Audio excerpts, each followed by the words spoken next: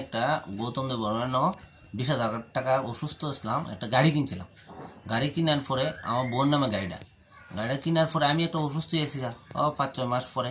অসুস্থ হওয়ার পরে আমি একটা লোক দুইটাই আমায় কিস্তি চালাইতেছি না, চালানো না পারতে আমি গৌতম দেব বর্মন থেকে মানে 20,000 টাকা আনছি।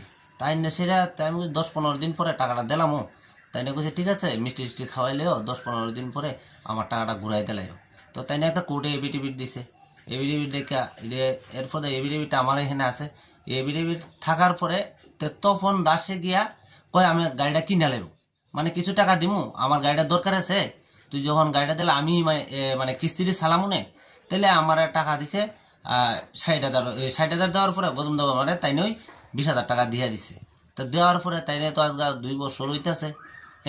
অন্ত গাড়ি কই আছে বা তাইনে জিজ্ঞাস করলে তাইনে কয় তুই কিছু করার লাগলে করেলা। আমি এটা দেখার ব্যাপার না। তা আমি এরপর কিছুদিন পরে আমি অসুস্থ ছিলাম, আমার পাওয়া ভাঙ্গা গেছে গা। ভাঙ্গার পরে তারপরে দিয়ে আমার ইখান থেকে কোম্পানি থেকে একটা নোটিশে 3,17,000 কত টাকা পায়। তো এমন পাওয়ার পরে আমি সঙ্গে সঙ্গে গিয়া পিএস এর উকিলের থেকে লিখিত লিয়া পিএস একটা ডায়েরি করছি। গাড়িটা কই আছে স্যার, মানে আমি তো গাড়িটাও পাই না, গাড়িটা কারেন্টও আছে বা কোথায় আছে বা আমি তাও জানি না। না জানি সেটা আমি মানে আইনের দ্বারস্থ হইতাম চাই বা আমার গাড়িটা কেমনে সংশোধন করার আমি এটা ফুল তারারও পিএস তারারও আমি জানাইছি। এখন বাকিটা কিটা করা যায়।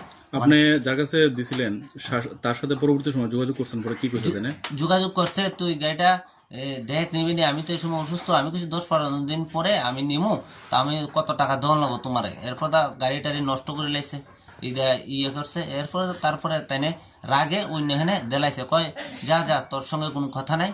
এরপর অন্য কই দিছে গাড়ি বা কই আছে গাড়ি তাও আমি খবর জানি না। অনেক ফাইন আছে তো আমার নামে। কার কাছে বিক্রি করছিলেন গাড়িটা? আমি দিছিলেন এগ্রিমেন্টে দেওয়া হয়েছিল তখন দাস কয়া ওই রিসিভার অফিস টিলা বাড়ি ওই 12 বিল বাড়ি। তাইনে তো আমার লগে যুগ জিজ্ঞাসাও করে না, কোনো কিছু করে না। ওই কারণে আমি তাইনের নামে একটা পিএসএ একটা ডায়েরি করছি। এখন কি চাইতেছেন? চাইতেছি মানে আমার তো মানে বোন নামে গাড়িটা, তাহলে গাড়িটা আমি ব্যাংক তো মানতো না এই কথা, তাহলে আর দুইটা আইলে আমার তো নোটিশ আইলে তারা তো টাকা দিতেইব।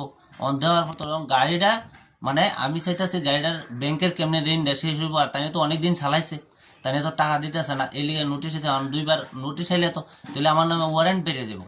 ওয়ারেন্ট বাড়ানোর আগেই আমি নোটিশ পাওয়ানোর আগে আমি পিএসএ গিয়া আমি সবার লগে দেখা কইরা এরপর আমি মানে আলোচনা করলাম আর কি। আপনার নাম? আমার নাম গৌরাঙ্গ দাস। বাড়ি কোন জায়গা? বাড়ি খোয়াই পশ্চিমবঙ্গী।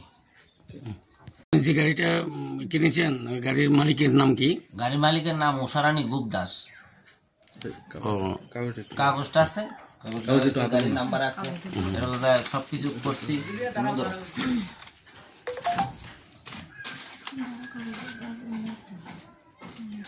হ্যাঁ